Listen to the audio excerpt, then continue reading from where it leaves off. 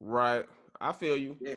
I know you're doing TV, but are you still actively developing film projects? Is film directing something that's still a passion of yours? Or are you kind of more focused on TV because with the Netflix and Hulu and Amazon, there's a wide spectrum of places you could take and tell a story that's episodic.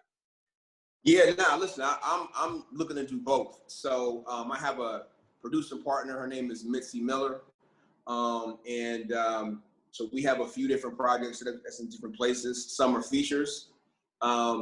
So I'm hoping to be able to talk more about that soon as stuff is a little bit further along. But and we're also developing a bunch of TV projects and things that are really starting to take off. So I like them both, man. But I definitely want to do movies too. But just telling good stories where I can build the world in a movie or do the pilot for a show. I love all that. I'm gonna tell y'all why he wanted to do a pilot for a show, because any of y'all don't know. If that show gets picked up, he gets a check as long as that show is on the air. That's yeah, that's some shit that I found out. I was like, why these big A-list directors shooting these pilots? And then you find out when they get picked up, they get a check as long as and that's like money just coming in, and you never have to be on set. James Wan, you know James Wan, right? Direct I all the know who he is. Yeah, yeah. Well, we don't kick it, but I definitely know who he is. he direct all the big horror movies. He directed the pilot episode of MacGyver. He directed Aquaman movie, but the Annabelle movies, all those horror movies that's successful, not the ones that don't do well, the ones that's successful. He directed them. That dude has not been on the set of MacGyver since that pilot episode. We going on season 5. I ain't seen him since, but better believe he collecting a check every episode. Hey, man. Yes, Uh, sir. so the last thing is, I wanted to know, how do you feel about films going straight to these streaming services? Do you think? Because I know you come from a day, and I pretty much do too, when you want to see movies at the theater.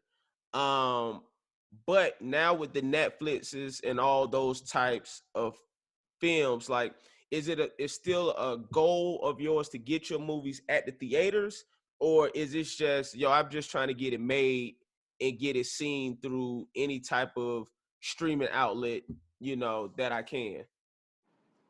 Um, I think the first goal is to get it made, but I'd rather, if possible, have it be in theaters because I feel like it's a different experience when you watch something, in a theater and you have to leave your house and go there and you get to experience that with other people. So y'all laughing together or screaming together or whatever it is. And the presentation on the big screen is just, it's just a different vibe. So, and again, the work that you put in is still the same, even if it's on, that you're watching on the phone, but just seeing it up there, man, just feels great and just adds to the magic of it. Hey, this just kept popping in my head. Being a black director, right? How difficult do you feel like it is to be a black director? One, to be able to direct a studio movie, and two, just to get a studio film made in general. Well, I think that the interesting thing about being a black director is I think a lot of times it's easy for you to get pigeonholed in saying, okay, great, black movie, right? That's you. Okay, or urban, you know what I'm saying? Okay, urban pilot, that's you. Right. One of the things that was interesting about TV was when I kind of got in there, most of the stuff that I did was mainstream shows. They had a black person or two in there, but it was just very different from when me and Will were first doing movies. Everything was about and for black people. And, I love making content for people of color. I absolutely love it. But doing these other, shows, that everybody loves also was just something different. I think that sometimes as a director, as a black man who also directs, that sometimes people can overlook that and just say, oh, okay, Rob's black, he's from Atlanta. Okay, do we have Do we have, the urban, comedy, and maybe the first thought isn't to say, can you do, Aquaman the movie? Right. You know what I'm saying?